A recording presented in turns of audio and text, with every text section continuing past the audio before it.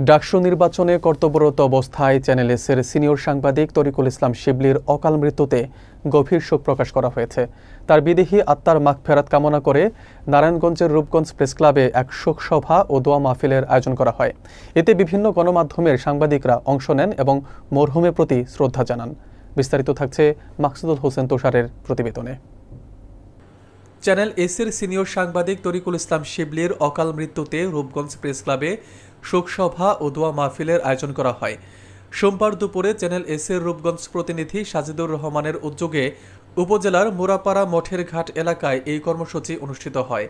এতে বাংলা ভিশনের সাংবাদিক হাজী মোহাম্মদ খলিল শিকদার, মাই টিভির মকবুল হোসেন, প্রতিদিনের বাংলাদেশের সাইফুল ইসলাম, সাংবাদিক মঞ্জুরুল কবির বাবু, দেশ রূপান্তরের সানি, খবরের কাগজের রুবেল শিকদার, সকালের সময়ের আনিসুর রহমান, দৈনিক করতোয়ার জিন্নাত হোসেন জনি, চ্যানেল এস-এর সাজিদুর রহমান, এশিয়ান এজের নূর আলম, কালবেলার শরীফ হোসেন, চ্যানেল এ-ওয়ানের তুষার মাকসুদুল সহ বিভিন্ন গণমাধ্যমের সাংবাদিকরা উপস্থিত ছিলেন।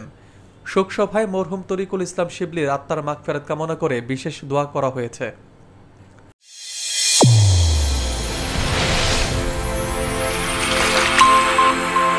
চ্যানেল এ-ওয়ান, হৃদয়ের স্পন্দন।